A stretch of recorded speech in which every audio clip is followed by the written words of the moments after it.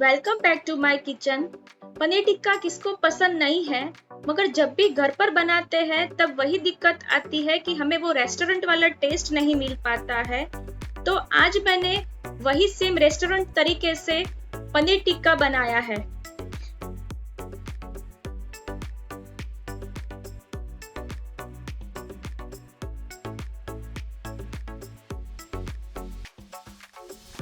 मैंने यहाँ पर 1 tablespoon chopped garlic, 1 tablespoon spicy green chilli, एक मीडियम साइज का टमाटर मैंने क्यूब में काट दिया है जिसके सीड मैंने हटा दिए हैं।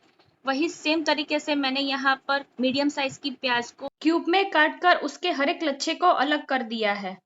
एक मीडियम साइज के कैप्सिकम को मैंने लेकर उसको भी क्यूब में काट दिया है। सबसे पहले हम मैरिनेशन बनाएंगे, जिसके लिए मैंने यहाँ पर 1 कप हंग कर्ड लिया है। दही को मैंने 12 घंटे पहले मलमल के कपड़े में बांधकर फ्रीज में रख दिया था और इसका सारा पानी निकाल दिया था। अब हमें दही को इस तरह से फेंटना है और एकदम इसको क्रीमी टेक्सचर में ला देना है। करीब 1 मिनट के बाद आप यहाँ पर देखेंगे कि दही एकदम हमारा ग्लॉसी हो गया है। अब हम इसमें मसाले डालेंगे। यहाँ पर आपको हंग कढ़ी यूज करना है। दही के अंदर पानी का प्रोपोर्शन बिल्कुल नहीं होना चाहिए। अब हम इसमें 1 टेबलस्पून मिंट कोरिएंडर चटनी डालेंगे। ये स्पाइसी चटनी बनाई है मैंने। गार्लिक और ग्रीन चिली डाल देंगे और कुछ सूखे मसाले डालेंगे, जिसमें मैंने यहाँ पर 1 teaspoon black salt, half teaspoon chaat masala, 1 teaspoon coriander cumin powder, half teaspoon salt, 1/4 teaspoon Kitchen King masala, 1 teaspoon kasuri methi ली है जिसको मैंने तवे पर भून लिया था और उसको मैं इस तरह से अपने हाथों से मसल कर डाल रही हूँ। और 1.5 टीस्पून मैं यहाँ पर मस्टर्ड ऑयल डालूंगी। सरसों का तेल मैंने यहाँ पर कच्चा यूज किया है। आपको गरम तेल यूज नहीं करना है, मेरी तरह से कच्चा ही डालना है। अब हम सारी चीजों को अच्छी तरह से मिला लेंगे और 1 मिनट इसको फेंट लेंगे। इसमें एक भी लम्स नहीं रहना चाहिए, उस तरह से हमें इसको हिलाना है। अगर ज्यादा फेंटने की जरूरत हो तो आप ज्यादा फेंटिए, मगर ये मिक्सचर एकदम क्रीमी रेडी करना है।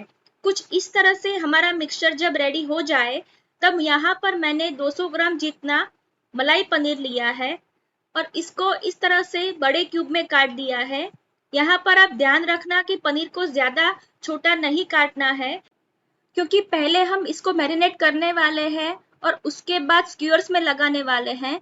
तो मैरिनेशन में जाते ही ये थोड़ा सॉफ्ट हो जाता है और फिर जब हम इसको स्क्यूअर्स में लगाएंगे तो ये टूट जाता है। इसीलिए आप छोटे पीस में मत काटिए और एकदम हल्के हाथों से इसको मैरिनेशन में लपेट देना है। क्यूब्स में कटे हुए प्याज, कैप्सिकम और टमाटर डाल देंगे। इन सारी चीजों को हम हल्के हाथों से मिलाकर करीब 10 मिनट के लिए मैरिनेट होने देंगे।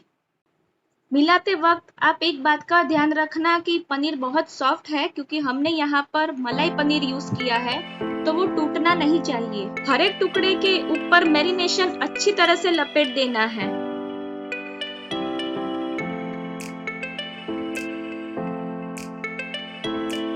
सब कुछ इस तरह से जब मिक्स हो जाए तब हमें तंदूर का टेस्ट देने के लिए यहाँ पर उसको धुआं देना है। तो उसके लिए मैंने यहाँ पर सिल्वर फॉइल की इस तरह की कटोरी बना दी है। इसकी जगह आप स्टील की कटोरी भी यूज कर सकते हो। और साइड में मैंने यहाँ पर कोयले को गर्म करने के लिए रख दिया था। करीब 7 से 8 मिनट हमें हाई फ्लेम पर कोयले को गर्म करना है। जब कोयला गर्म हो जाए तब हम इसको उठाकर ये कटोरी में रखेंगे और साथ में हम एक ढक्कन भी रेडी रखेंगे और इसके ऊपर हम 2 टेबलस्पून जितना शुद्ध देसी घी डालेंगे और तुरंत ढक्कन को बंद कर इसको 10 मिनट के लिए रख देंगे। यही 10 मिनट में हमारा पनीर भी मैरिनेट हो जाएगा और धुआं भी लग जाएगा। 10 से 15 मिनट के बाद हम यहाँ पर देखेंगे तो धुआं रिलीज हो गया है और पनीर ने ये धुआं एब्जॉर्ब कर लिया है। अब हम हल्के हाथों से ये कटोरी को उठाकर साइड में रख देंगे। अब टिक्का बनाने के लिए मैंने यहाँ पर इस तरह का स्क्यूअर्स आता है वो लिया है। मैं रेकमेंड करूंगी कि अगर आप घर पर पनीर टिक्का बना रहे हो तो आपके पास ये स्क्यूअर होना ही चाहिए। अब हम बारी बारी कर सारे वेजिटेबल्स को और पनीर को इसके ऊपर लगा देंगे। कैसे लगाना है वो आप देखिए, एकदम हल्के हाथों से आपको इसे लगाना है। ज्यादा प्रेशर देकर लगाएंगे तो ये टूट जाएगा और सबसे पहले और एंड में हम यहाँ पर कच्चे आलू का यूज करेंगे। आप कोई भी हार्ड वेजिटेबल्स ले सकते हो, ताकि इसका पर्पस यही है कि हमारा जो पनीर आगे और पीछे से लॉक हो जाएगा, और जब हम इसे रोस्ट करेंगे गैस के ऊपर तो ये हिलेगा नहीं, आगे पीछे नहीं होगा। आलू की जगह आप कोई भी हार्ड वेजिटेबल्स यानी कि जो रूट वेजिटेबल्स होते हैं जैसे कि कैरट, बीटरूट, उसको भी ले सकते हो।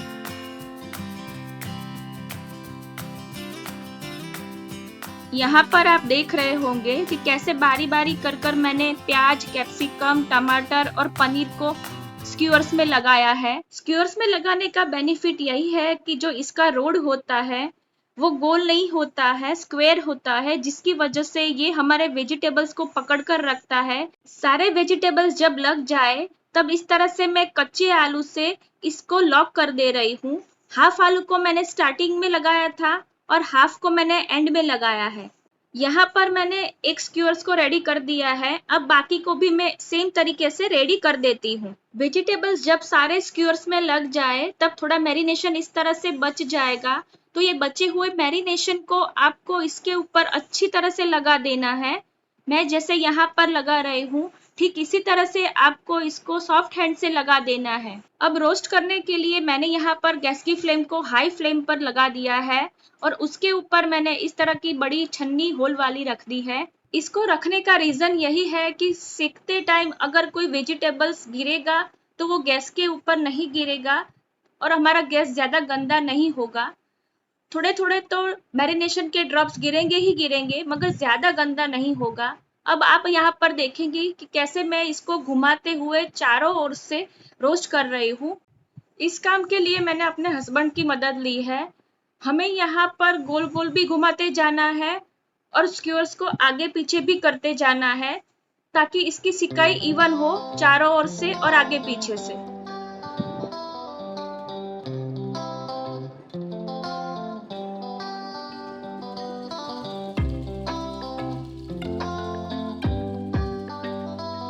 करीब करीब 7 मिनट होने को आए हैं और हमारे वेजिटेबल्स और पनीर अच्छी तरह से रोस्ट हो गए हैं।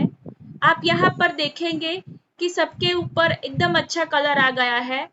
आप चाहो तो 1 मिनट ज्यादा सेक सकते हो, मगर इसका कलर ऐसा ही परफेक्ट रहता है। अगर ज्यादा सिकाई करोगे तो ये जल जाएगा। अब मैं गैस की फ्लेम को बंद कर देती हूँ और हम इसको सर्व कर देते हैं।